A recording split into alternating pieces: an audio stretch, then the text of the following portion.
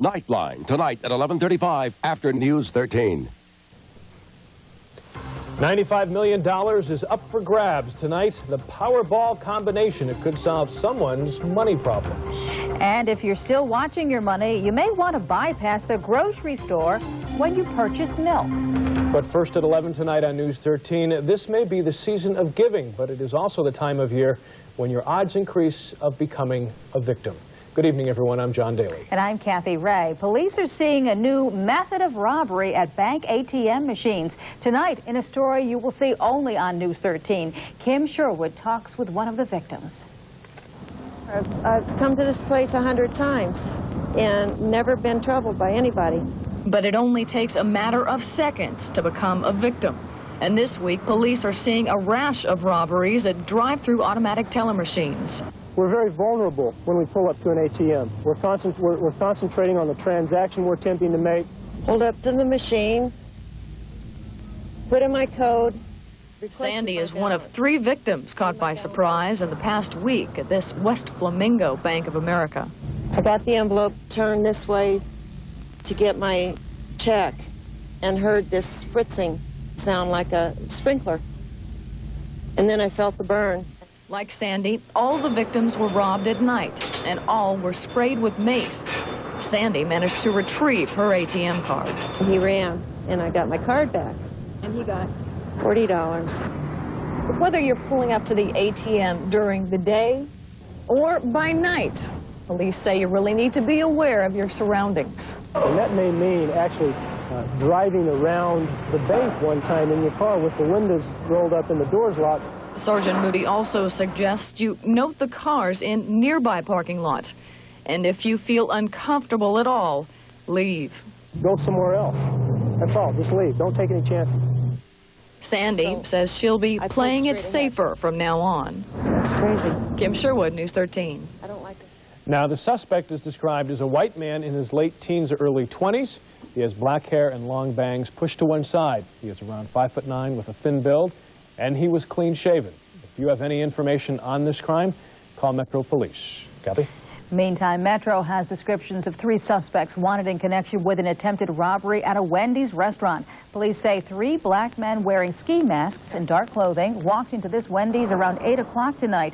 The suspects demanded money from the cashier. The restaurant workers say the suspects then panicked and they fired 1 round that hit the counter. Then they ran out the door. Now, fortunately, nobody was hurt. Police hope to take fingerprints off another live round found on the floor. The suspects fled on foot into the desert. A Henderson restaurant is offering a $25,000 reward after 4 suspects killed a restaurant manager there during a botched robbery attempt. Gerald Cerna was gunned down last Friday morning at Renata's restaurant. Surveillance video of the killers shows the suspects entering the restaurant and later leaving in a getaway car. Restaurant officials tell us they're still very saddened by the incident. Police have no new leads in this case. Now, if you have any information on this case, please call the police in Henderson at 565-2009, or you can give a buzz to Secret Witness, 385-5555. And local TV weatherman Mike Bradley appeared in the Henderson courtroom today. He is facing charges that he exposed himself to a 14-year-old boy. Bradley, assisted by his attorney Oscar Goodman, told the court that he does have a problem and he wants to undergo rehabilitation. Bradley is currently suspended from his job at KVBC Channel 3.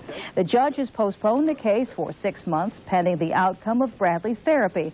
Bradley and his attorney are hoping that eventually the charges will be dropped.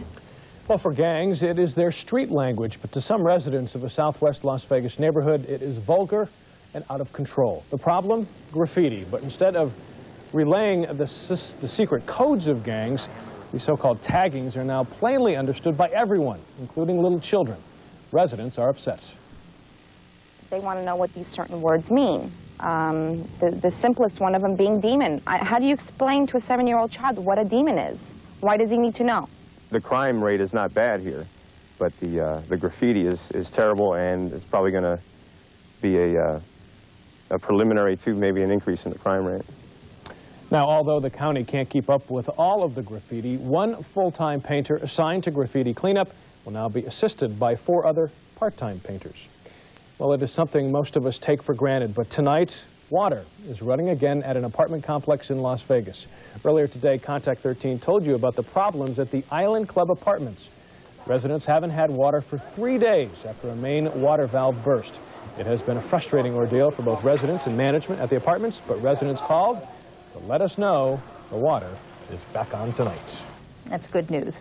Now, usually people come to Nevada to gamble, but a $95 million Powerball jackpot had many folks leaving the state to buy their tickets. Powerball is a multi-state lottery. Tickets are sold in 16 states as well as the District of Columbia.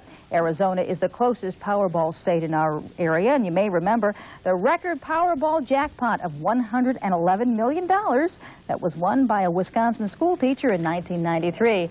And not to burst your bubble, but the odds of winning tonight's $95 million jackpot are nearly 1 in 55 million. Well, even though the odds are pretty steep, plenty of people in the Powerball states tuned in to watch as the winning numbers were drawn. And in case you entered the Powerball pandemonium, here are tonight's winning numbers. There they are: 5, 13, 24, 29, 31, and the Powerball number is 40. Of course, no ticket was necessary to come up with a winner in today's weather. That's right. Let's check in with Randy now. More warm temperatures for tomorrow's wake-up, Randy? Absolutely. Nice weather in the forecast for tomorrow afternoon. Temperatures tonight not as cold as they have been over the last couple of nights. You'll remember we've seen temperatures most of this week overnight near the freezing mark. By tomorrow morning, 36 should be our overnight low across the Las Vegas area. Now it's time for our holiday lights. Get into the Christmas spirit. This is the 2700 block of Bryan Street here in Las Vegas. Some very, very pretty lights along a home there. Don't forget, we're going to be doing this all the way through the Christmas season, so maybe we'll get to your house. Cathy and John, there's some rain in the forecast. We'll take a closer look at that coming up in just a couple of minutes. Back to you. All right, Randy, thank you very much. Randy. We'll look for something a little different on a favorite daytime soap. Coming up, we will show you why General Hospital is making a statement. Also, with only a day's worth of food, a 77-year-old woman survived in this van for 2 weeks. We'll tell you why. But first, Ron is here to tell us what's going on in sports tonight. All right, we do have a little bit of sports for you tonight, Cathy. It's time to get ready for the National Finals Rodeo. And the Thunder try to get things rocking tonight in Houston. We'll have the highlights because that's what I get paid to do, and I love it. Later in sports. Closed captioning of News 13 Inside Las Vegas, sponsored by Sprint Central Telephone, Nevada. Inside America tonight, a 77-year-old woman is alive tonight after barely surviving inside a van for 2 weeks. She was found in the northern Arizona mountains. Annabelle Goodwin's husband, though, 76-year-old Vincent, left her in their van while he went to find gas. Vincent is in the early stages of Alzheimer's, and today there are few clues leading to his whereabouts. Mrs. Goodwin was found yesterday inside the van. She survived on a day's worth of food, prayers, and the warmth of a few blankets. But the search for Mr. Goodwin continues. If he made it to the highway or if he made it to civilization, pretty good. If he was still out here, not very good. Overnight temperatures are expected to dip into the 20s in the area of Yavapai, Arizona. Well, you should do your mailing now. That's because sometime after New Year's, stamp prices are going up. The Independent Postal Rate Commission today voted to raise the price of a stamp from 29 cents to 32 cents. The rate hike should cost the average family an additional 60 to 75 cents a month. But the Rate Commission says the higher price stamp will bring in almost $4 billion a year to the Postal Service. The Post Office Governing Board will now set a date for the increase. Cathy? The first human test of an oral AIDS vaccine is underway. Inside Health tonight, researchers at San Francisco General Hospital enrolled patients this week for the study. Dr. James Kahn says in most patients, the vaccine has triggered the immune system to fight the virus. But some scientists have become discouraged with vaccines. They say studies have not shown high enough levels of effectiveness. Now a story about another general hospital. The cast members of the popular daytime soap will be decking the halls wearing red ribbons. They're hoping to draw attention to AIDS Awareness Day tomorrow. Well, it has been years since the Beatles performed together, but now another British invasion is set to hit record stores. That inside story, still ahead. First, looking to get the most out of your milk money? You may want to skip the grocery store. The Insider compares milk prices next. Are you pouring more money into milk than you need to be? You may be if you buy your milk at supermarkets here in Las Vegas. Tonight, a News 13 Insider investigation into the price of your milk. question is, are stores milking you for money? News 13 insider Glenn Meek compares prices. Al Hanko likes his milk. He doesn't like what some stores are charging consumers for it. There's no reason to go out and try to take another 70, 80 cents from the public to put in their pocket, because this is an everyday necessity. The Nevada Dairy Commission agrees with Al Hanko. I really see no excuse for the high out-of-store price, really. The Dairy Commission puts out a minimum retail price for milk every month. That's a price stores can't sell below, and it's also the price the Commission thinks stores should be selling at or near.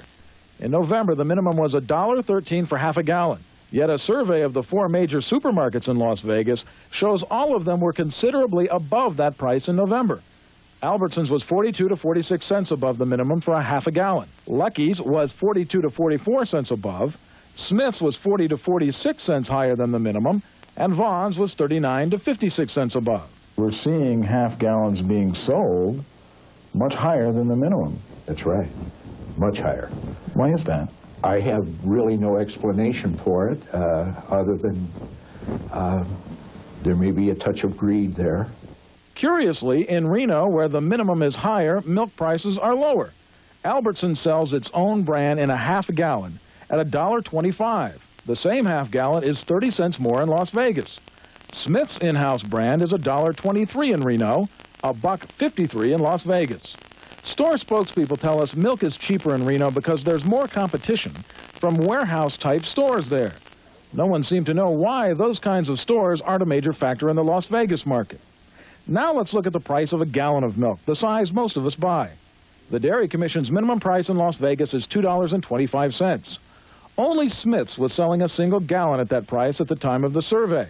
At the other major stores, you had to buy a twin pack of 2 gallons to get the price break, something many of us, like Al Hanko, find impractical. I can't buy 2 gallons. The refrigerator isn't big enough for 2 gallons, one.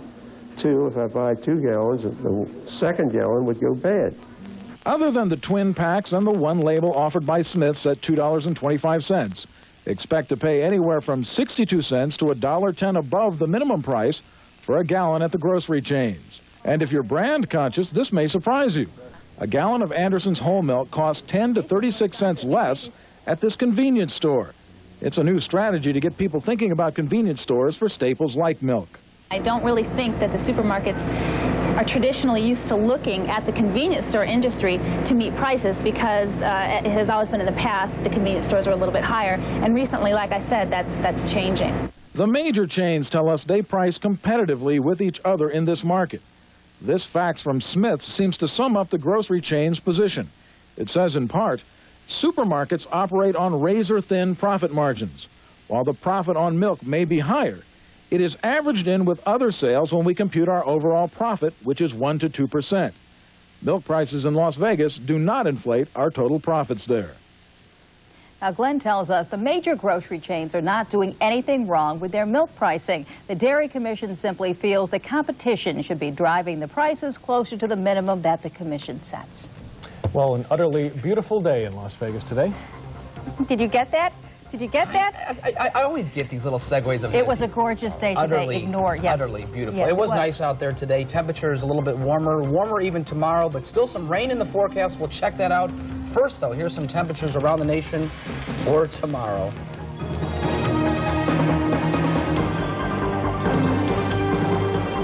Hotel.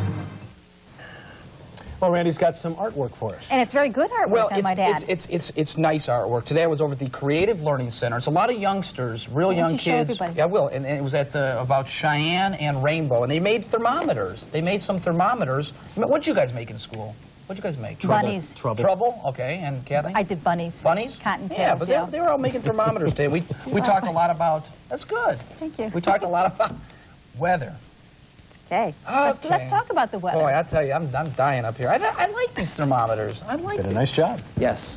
High today, folks, 62 degrees. Low this morning, 33. As we mentioned at the top of the show, temperatures not getting quite as cold tonight. Normal high this time of the year, 61 degrees. The temperature right now, 42 degrees. Humidity, 41%. Wind is light. The barometer falling 30.1 1-6. Temperatures coming in right now, the Forestry Service reporting 19 degrees up at Mount Charleston. Summerlin right now 48. North Las Vegas 49, and Sunrise Manor also reporting 49. Green Valley currently 45 degrees. Latest snapshot from space shows clear skies over southern Nevada, most of California quiet, Arizona dry, and so is most of Utah at this hour. But look up to the northwest. This is the big game in town. It's a strong cold front starting to move into the northwest, bringing a lot of windy conditions. Take a look at Seattle this afternoon. Wow, hold on to your hats. Hold on to your coats. Hold on to those umbrellas. It was blowing strong up around the Seattle area, knocking some street lights down and just making life miserable around the Seattle area. Some wind gusts at around 15 miles an hour. Let me show you some other wind gusts as we go back to the weather computer. Spokane, Washington, 41 miles an hour. Casper, Wyoming, 52. And some parts of Wyoming reporting 80 to 90 mile per hour gusts this afternoon.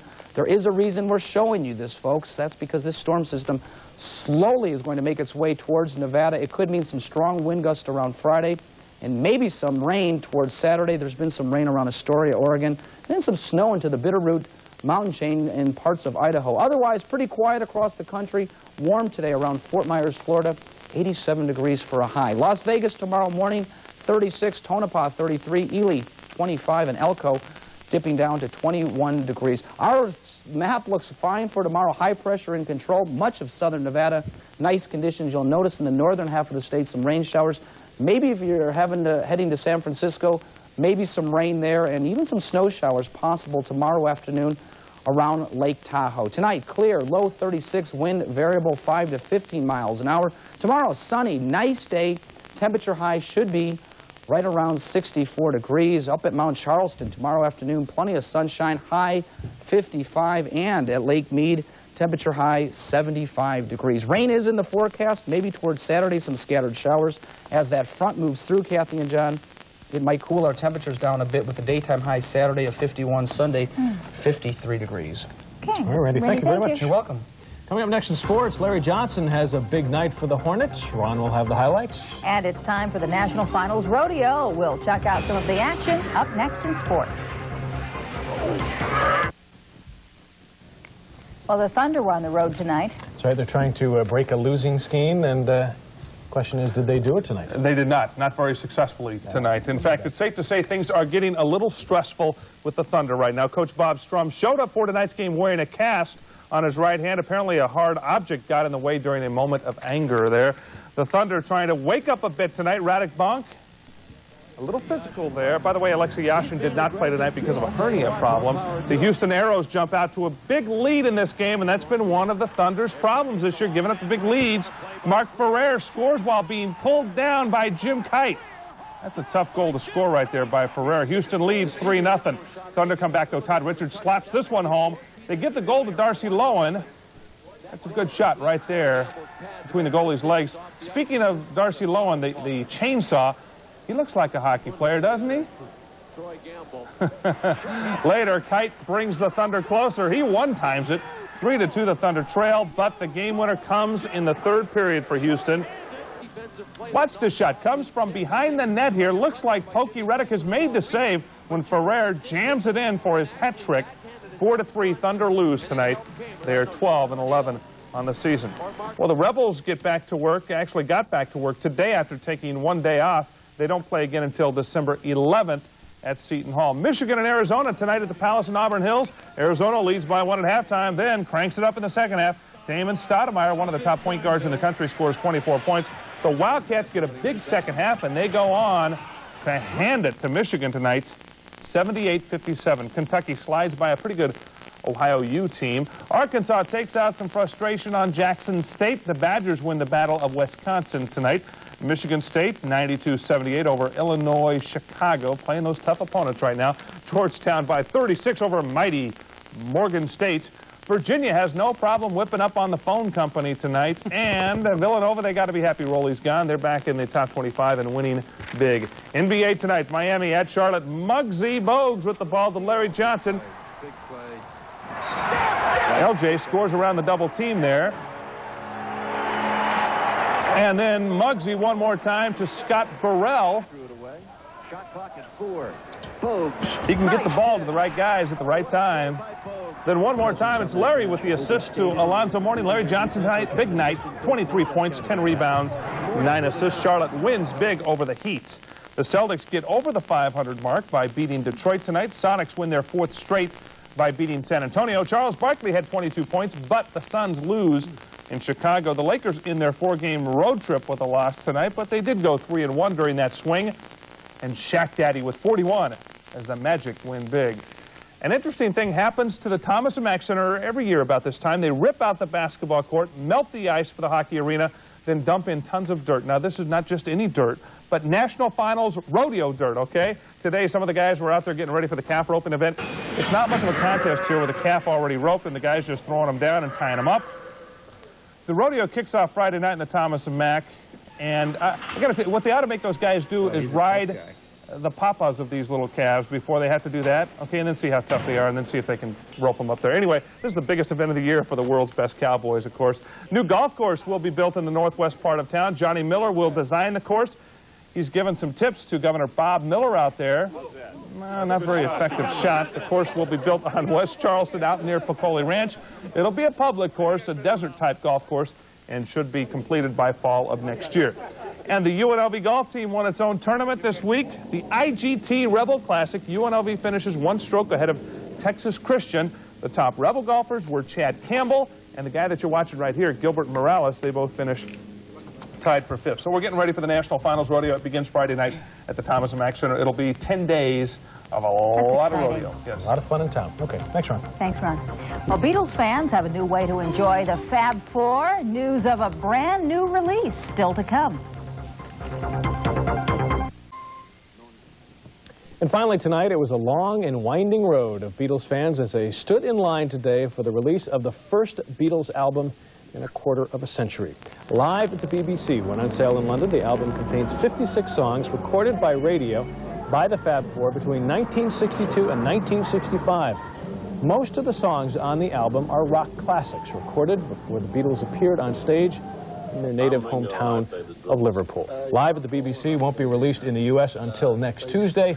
The album is expected to become a huge Christmas bestseller, as you can only imagine. Sure. They were just teenagers then. That's right. They were very, very young. And I think there is a documentary coming up soon that's going to pertain to that as well. Anything on the Beatles is terrific. Yeah, a lot of people watch. Yeah, you're right. Thanks for joining us. We'll see you tomorrow. Good night.